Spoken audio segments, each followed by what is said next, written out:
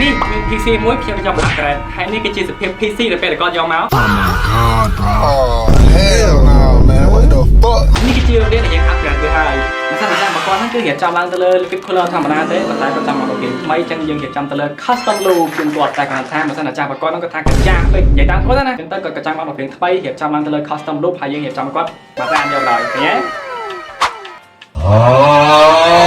ហើយរៀបចំឡើងទៅលើ water cooling system ហ្នឹងដែរគាត់រៀបចំណេញច្រើនដែរដោយសារតែគាត់មាន graphic មាន board មាន CPU របស់គាត់ស្រាប់ឃើញអត់ឃើញចំណេញច្រើនអត់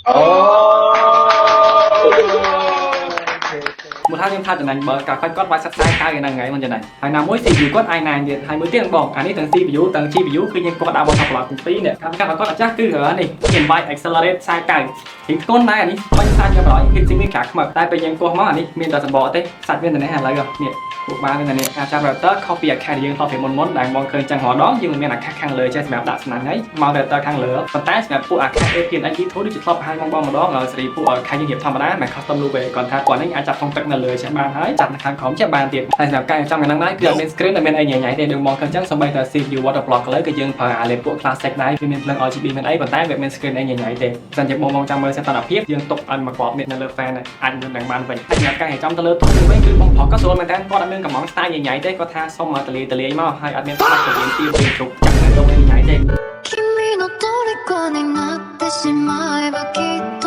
ហើយសម្រាប់ការហូតច្រានទឹកដែរដូចបងឃើញចឹងមកយកស្រួលយល់ណាវាចេញពី stand stock ទឹកហើយ stand stock ទឹកដូចនៅផ្ទះយើងបណ្ដោយចូលជា view ដល់ចឹងទៅចេញពីហ្នឹងវាចូលអាថងទឹកទូចខាងលើនេះចេញពីហ្នឹងវាចូល router ទៅហ្នឹងចេញពី router ចូលនេះចេញពីហ្នឹងយើងចូល router មួយទៀតចេញពី router មួយទៀតយើងចូល stand ទឹកយើងវិញភ្លក់ឃើញទេហើយយើងរៀបចំបានប៉ុណ្ណឹងបើសិនជាបងចង់ add អីថាដូចជាកូនទៅពើតែខំឲ្យវាហាយទៀតក៏យើង add ឲ្យវាហាតាមហ្នឹងដែរនិយាយលេងបងតិចទៅ add មែនអានេះងាប់ទាំងថៃឯងខូចទាំងមិនសិនខានប្រើទៀត